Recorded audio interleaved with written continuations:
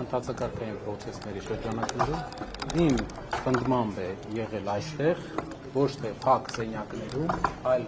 տեսախցիկների առաջ, որտեղ մենք հանդիպում ենք միայն տեսախցիկների առաջ եւ իմ պնդմամբ է միջանցքում եղել տեսախցիկների առաջ,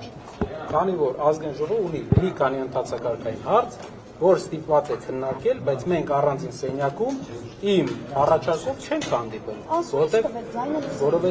որովհետև չեմ ցանկացել տեսախցիկներից զատ հանդիպումներ ունենալ։ Խնդրում եմ տեղեկությունը ճշտեք, դուք հնարավորություններ ունեք ճշտելու, նոր կարծիք հայտնեք մեր քայլերը հանրային բոլորը տեսախցիկների առաջ եւ մենք ուզում ենք այդ նույն տրամաբանությունը շարունակենք, այսինքն եթե իշխանության ներկայացուցիչի հետ հանդիպում պետք է լինի տեսախցիկների առաջ, որպեսզի հետո որևէ շահարկման, ինչպես ես նոր առերեսվեցի, առիթ չլինի։ Ինչ վերաբերվում է նոր տեղի ունեցած իրավիճակին։ Եթե ազնիվ լինենք, կա բարեկրթության նոր, որի պատճառը նա է, որ մեզ նայում են մեր հայրենակիցները։ Այսօր Պեմզաշեն յուղի երեխաները եկել էին մեզ նայելու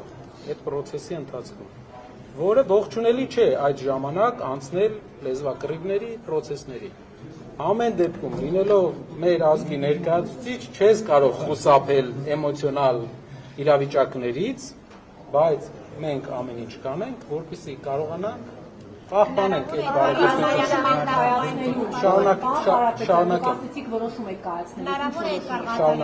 շարունակեմ։ Բայց ինչի՞ պիտի Էդգար Ղազարյանը մանդատը վայելեն։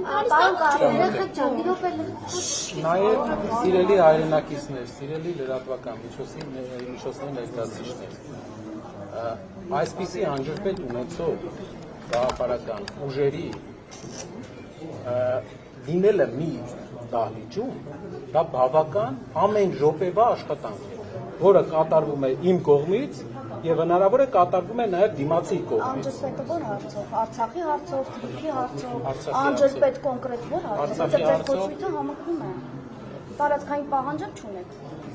հարևան որևէ պետությունից։ Պատասխանեմ Թրիփի հարցով ձեր հարցին։ Պատկերացրեք Թրիփի հետ կապված հարց է գնում միջանցք է թե ճանապարհ, մենք ունենք դիլեմա, միջանցք է թե ճանապարհ, մենք ունեցել ենք մեծ քննարկում խմբակցություն։ Մենք ասում ենք, մեկը ասում է միջանցք, վաղը այդ ուժը դառնում է իշխող ուժ, գնում է հանդիպում է Իլհամ Ալիևի հետ եւ ասում է, որ սա ճանապարհ է, ասում են, չէ, ո՞նց է ճանապարհ, եթե դու ամբողջ ընթացքում ներկայացրել ես որպես միջանցք, վաղը մենք Եթե այսօր մենք, հասկացաք, թե մի անգամ էլ փորձեմ ներկայացնել, եթե այսօր մենք խոսենք Թրիփի մասին, ասենք, որ դա միջանցք է, վաղը իշխանության փոփոխությունից հետո մեր ուժը ստանձնելու է բանակցային դիրք։ Բանակցությունների ժամանակ, երբ որ մենք ասենք, չէ, սա միջանցք չէ, սա ճանապարհ է Հայաստանի սուվերեն տարածքով, մեզ դիմացի կողմը ադրբեջանական կողմը հարց է տալու, ասելու է ձեր քաղաքական ուժը, եթե մենք մեր այս ձևով չպատասխանենք, ասել է, որ սա միջանցք է, դրա համար մենք ասում ենք, սա ճանապարհ է, որպեսզի սահմանափակենք այդ մարդկանց ամբիցիան մեր երկրի սուվերեն տարածքի վերաբերյալ,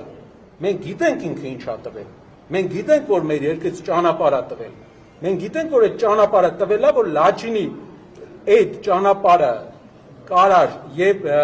Լաչինի ճանապարհի փակվելու պատճառը այս ճանապարհն է եղել։ Լաչինը փակվել է, Արցախը տրվել է, դրանից հետո այս ճանապարհն էլ ա տվել այս մարդը։ Մենք գիտենք էդ։ Մենք դա երբ որ դուք Լաչինի հետ անալոգիա եք տանում, այդ պայից սկսած դուք ոչ անալոգիա չի արվել։ Սակայն մենք պետքա պատասխանատու լինենք մեր խոսույթների մեջ հիշելով, որ մենք հետագայում այս մարդկանց փոփոխությունից հետո պետքա բանակցենք թուրքերի հետ, ադրբեջանցիների հետ եւ ասենք, որ սա ճանապարհ է, տնտեսական ճանապարհ։ Այդ իսկ պատճառով մեր երկրի շահի համար մենք կրկնում ենք։ Իսկ Արցախի հարցով տարածքային պահանջ չունեք, եթե մտահոգություն ունեմ, որ սահմանադրությանը հետո վերջում կարող եք փոփոխություններին կողմ քվեարկել, որովհետեւ այնտեղ խնդիրը հենց հիմնականում Արցախի հարցին էլ Այս պահին Հայաստանի հասարակության այս պահին մեր հայրենիքի առաջնային խնդիրներից մեկը Արցախահայության իրենց հայրենիք վերադառնալու իրավունքն է։ Մենք նախընտրական շրջանում ասել ենք, այս իրավիճակով Արցախահայության իրավունքների պաշտպանությունը խնդրահարույց է այնտեղ, քանի որ չկա հողի վրա պաշտպանություն, չկա անվտանգ չեն լինելու։ Բայց մեր նպատակը, որ արցախահայերը իրենց հայրենիք վերադառնալու հնարավորություն ունենան։ Երեք հարցը խնդրում եմ բոլորը թեորիապես եւ նաեւ հիմքով ես ներկայացրեցի։ Խնդրում եմ նաեւ ծանոթանալ մեր նախընտրական բոլոր ձևաչափերի եւ խոստումներին, որպեսզի դուք իմանաք, որ ամեն ինչի վրա աշխատել ենք, որ վաղը մեր երկրին որևէ վտանգ մեր խոսույթից չսպառնա։ Ներկա Ղազարյանի վարկը ինչպես է գնահատում, դուք արդյոք նա պետք է ներողություն խնդրի, դու նման հայտարարություն խմբակցության քննարկում պետք է դրանից հետո ինչ է կատարվում։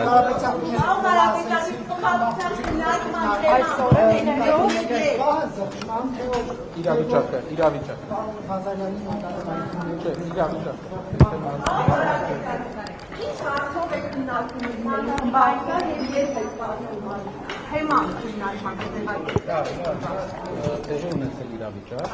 որը էքստրաորդինար է, որի համար պետք է հանդիպենք խմբակցությունով եւ քննարկենք։ Ձևաչափը ժամը, որպեսզի ոչ կոռեկտ չլինեն, ասենք, այս ժամից,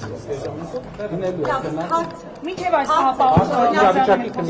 Նախկինում պարոն Ղազարյանի դուք նմանատիպ քննարկում ունեցել եք, որ չսրի իրավիճակը ձեզ էլ ավելորդ հարվածի տակ չդնի օրինակ։ Տեսեք, Նման իրավիճակում չայտնվեք։ իրավիճակը սրելու մասին։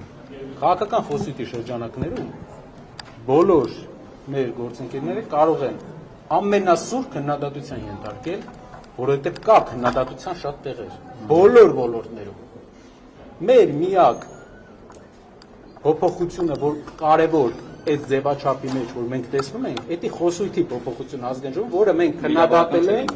քննադատել ենք նախընտրական շրջանում բազմաթիվ անգամներ։ Այսինքն վիրավորական Այո, դա ամեն ժամյա ես աշխատանք եմ տանում ու ասեմ,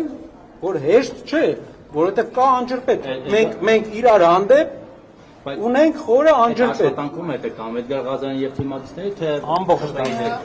Պարոն Կարապետյան, այս մինչև այս պահը, պարոն Ղազարյանի